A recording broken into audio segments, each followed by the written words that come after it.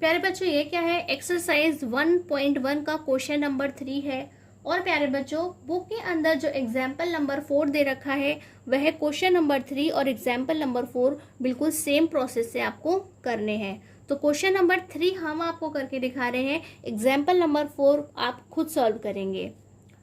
किसी परेड में 616 सदस्यों वाली एक सेना यानी कि आर्मी की टुकड़ी को 32 सदस्यों वाले एक आर्मी बैंड के पीछे मार्च करना है। तो प्यारे बच्चों आपने देखा होगा किस तरह से वह मार्च पास्ट करते हैं, जो कि आर्मी वाले होते हैं। तो वह बता रहे हैं आगे आगे बैंड रहेगा, पीछे पीछे सेना की टुकड़ी रहेगी। ठीक है, आगे आगे बैंड रहेगा, पीछे पीछे आर्मी की टुकड़ी रहेगी।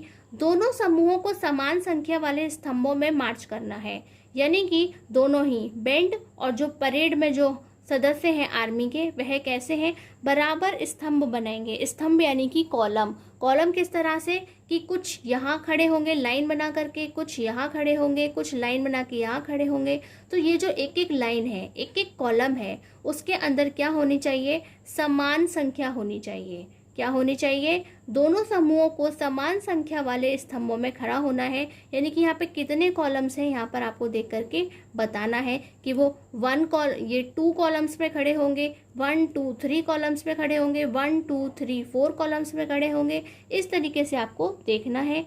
उन स्तंभों की अधिकतम संख्या क्या है, यानी कि कितने कॉलम्स वहां पर होंगे जिनके अंदर वह इस तरीके से एक के पीछे एक खड़े हुए होंगे।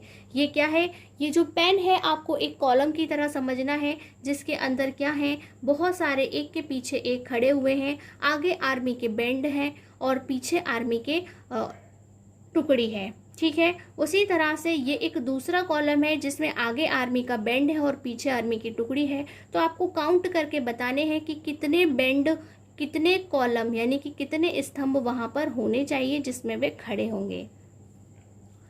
An army contingent of 616 members, यानी कि एक आर्मी कंटिजेंट यानी कि एक आर्मी की परेड के अंदर 616 मेंबर्स हैं, is to march behind an army band on 32 members in a parade. तो वहां पर एक आर्मी बैंड है जिसमें केवल 32 मेंबर्स हैं, और जबकि जो सेना की टुकड़ी है वहां पर कितने हैं, 616 मेंबर्स हैं।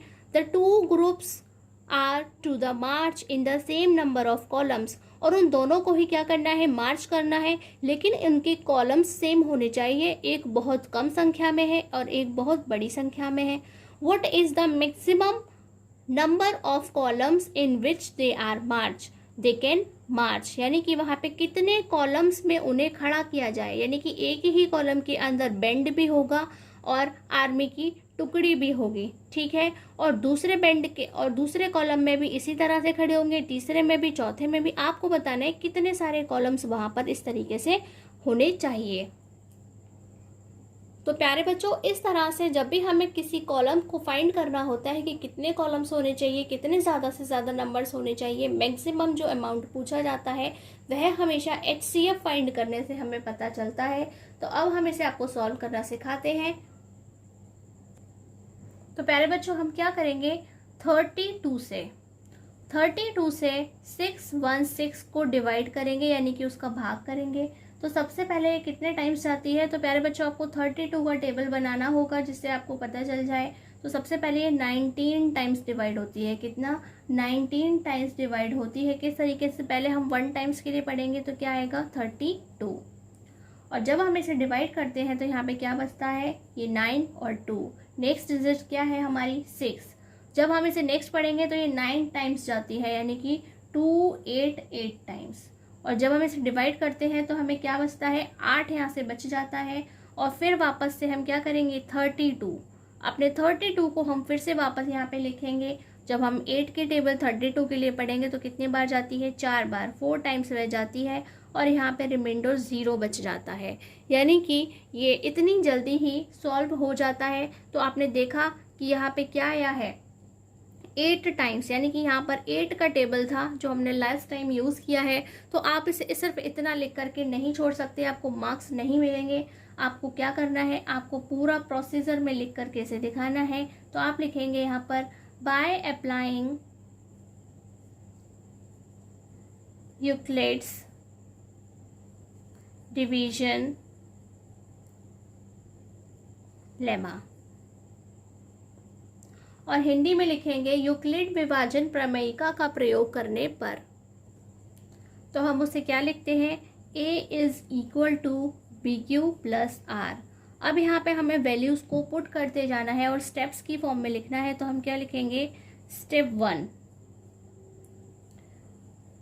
616 इज इक्वल टू 32 और हमने 19 टाइम्स पढ़ा था और r की वैल्यू क्या आई थी, 8।